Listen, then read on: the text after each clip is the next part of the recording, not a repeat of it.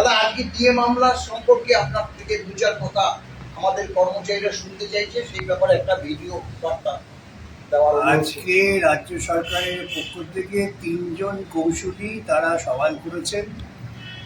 তাদের সওয়ালের মূল প্রতিপাদ্য বিষয় হচ্ছে রাজ্য সরকার যতটুকু দিয়ে দেবে সেটুকুই কর্মচারীরা পেতে পারেন, তার বেশি অধিকার কর্মচারীদের নেই। এবং কর্মচারীরা যে দাবি করছেন যে সারা ভারত দ্রব্যমূল্য বৃদ্ধির যে সূচক আছে সেই সূচক অনুযায়ী দিয়ে দিতে হবে, সেটা রাজ্য সরকার মানতে রাজি নয়। এটা হচ্ছে যে প্রথম বক্তব্য। আরেকটি বক্তব্য ঘুরে ফিরে আসে, সেটা হচ্ছে যে এত টাকা তাদের নেই, টাকার জন্য নাকি ভীষণ কষ্ট হবে। আর 3 নম্বর হচ্ছে তারা চেষ্টা করেছিলেন যে এই মামলাটা যদি সুপ্রিম কোর্ট রায় দেয় তবে এটা সর্বভারতীয় প্রতিক্রিয়া হবে, অতএব বিভিন্ন রাজ্যকে নোটিশ করে শোনা হয়। উদ্দেশ্য ছিল মামলাটাকে পিছিয়ে দেওয়া। এইটুকুই আজকের প্রতিপাদিত বিষয়।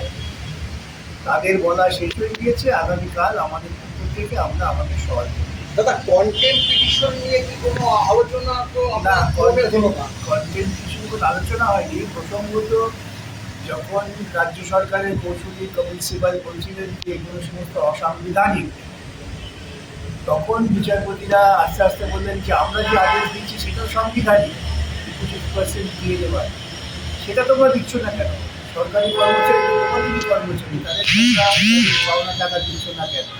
এই প্রসঙ্গটা তখন উঠে আসে। কালকে আবার সরকারের বক্তব্য শুনবে না তো? এখনো পর্যন্ত যতটুকু বুঝেছি কালকে আমাদেরই শোনার জন্য দিন ধার্য আছে। ওদের যা বলা হয়ে গেছে। এখন আমরা আমাদের কথা বলবো। ঠিক আছে, অনেক ধন্যবাদ।